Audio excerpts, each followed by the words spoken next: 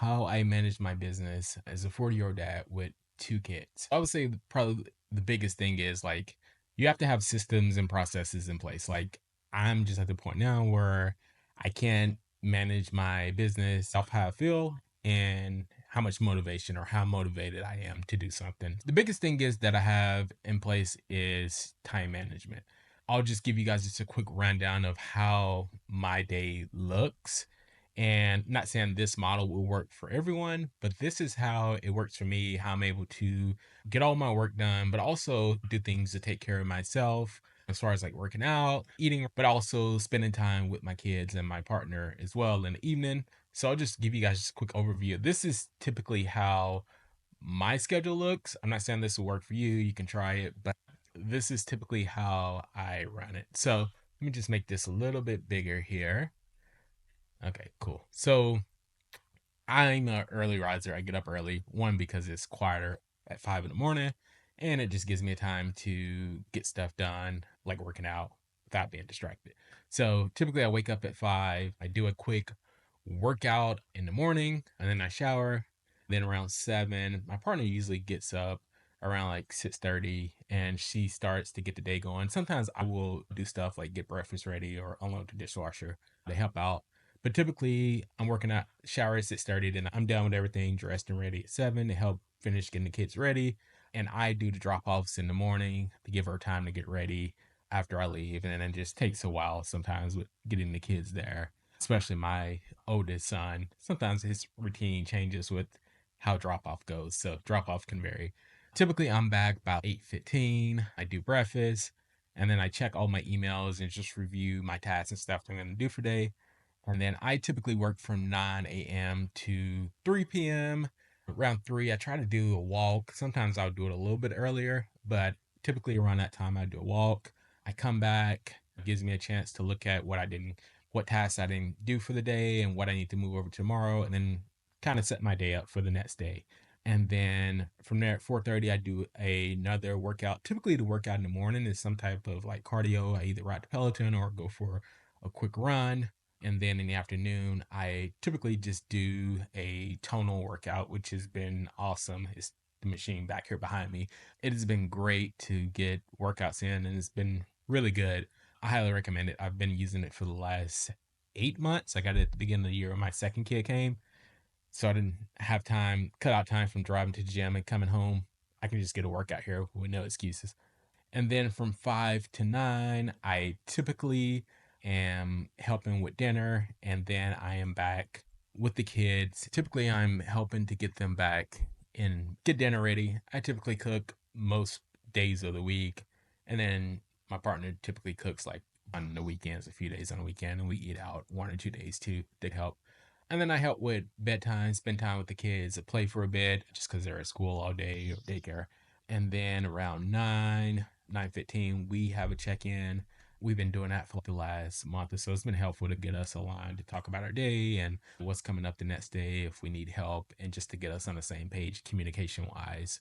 And then from there, I typically have time to myself to do my thing for the next hour or so, whatever. If I want to watch a show or read something or just kill time, I typically do that. That's my alone time. And then I go to bed and then do it the next day. So that's my typical routine during the week. The weekends vary. I typically would do some type of workout on Saturday, and then Sundays I just take the whole day off just with family.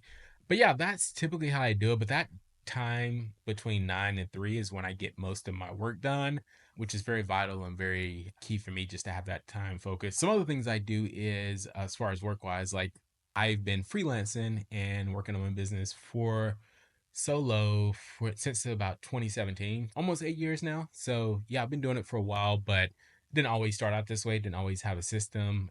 Before I had kids, like I mean, I had somewhat of a system, but it was pretty open and I could work whenever. But now that I don't have the luxury to work all the time and work whenever, I had to put a system in place to be able to get work done. But now I don't. Some things I don't do. I don't say yes to everything. If it's not an ideal fit or not a good client, I typically don't say yes. That's better for me and for the client. If they're going to be demanding and expect for me to be like on call and available all the time, it's just not reasonable and it's just not sustainable, even if even if it was just me and I was just working all the time. That's just not sustainable. So I just stopped saying yes to everything.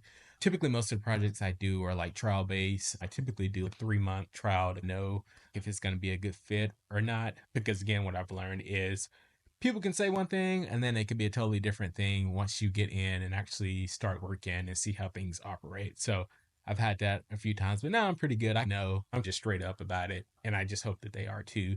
The client is too. I've lowered my client load to mainly just project based clients, which has been helpful. One, I can definitely my value as opposed to just doing hourly. I used to do a lot of hourly work. It's just not worth it. It's hard to specialize. You're all over the place. The scope of the project changes so much because it's not ironed out. But now, is if I do freelance projects, then I definitely do project based and I have it all scoped out and then stay within those scopes. I have really tight guardrails on those projects that I set up and when I put the contract in, just so we're clear, not to be a stickler, but it's best for me and the client to be on the same page when we're doing a project, and it works for both parties. Expectations are clear up front and it sets you up to have a successful project.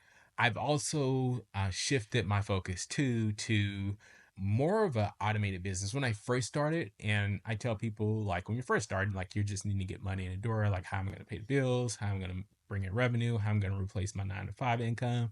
It's hard to build those systems right from the beginning. Just start simple and you just go. But nowadays, like, I've automated a lot of what I do. Haven't went fully automated. I'm probably about 50 to 60% there. So I have a little ways to go. Eventually, I'm going to transition fully to fully automated and everything is evergreen to where most of my income isn't coming from freelance, where I can transition over fully to automated like coaching or digital project products to fully optimize my time and everything that I output. I know I'll have to put time in up front, but there'll be time on the back end that I'll get back because I can do it once and then I can continue to sell or promote that product. If it's a digital product or system, it's constantly getting me back my time.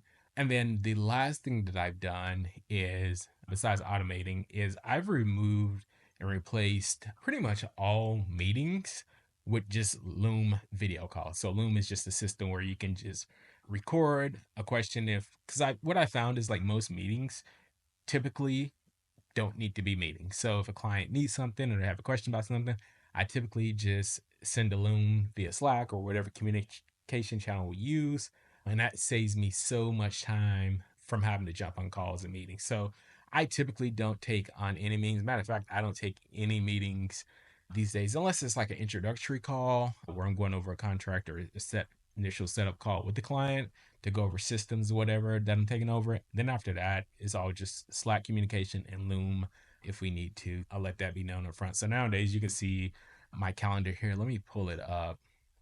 Cool. Yeah. So this is my calendar. Really the only call that I have that is a meeting that I have weekly is just my counseling call that I have every week. Obviously, I can't do that via Loom. I have to be there and talk. So that's typically the only meeting. And then the rest is just stuff that I have to do, daily stuff, and then kid stuff on there. So this is a light week as far as I don't book out everything on my calendar just because I'm not taking calls anymore. It's very rare that I will hop on a call. So that has helped out a ton as well. So basically, just to sum it all up, is you want to be intentional about your time, but you have to have some systems in place. I do have a system that I use to build out my week, build out my monthly, build out my yearly with how I operate and manage my time and decide which projects I want to work on. I also have another system that I use, a project management system. I use Airtable, but I've used Asana as well to help manage all the daily day-to-day tasks that I need to do in there. But primarily I used Airtable to manage all my tasks and stuff, my day-to-day of what I need to do. But yeah, I would say the main thing is just making sure that you have to have focus time. You have to have a system in place in order to manage your time, in order to output and get the most of your time, especially if your time is limited and it's not as flexible at this age. I know with having kids, things can definitely come up. Kids can get sick. You got doctor's appointments, dentist appointments, and stuff like that, where you have to be somewhat flexible. But me being able to be a freelancer, solopreneur, this gives me the opportunity to have pretty much most control, full control over my schedule. So if you guys have any questions, or if there's something I missed, something that you guys do to help manage and have productive days, let me know. Drop them in the comments. I'm curious to see you in the next video.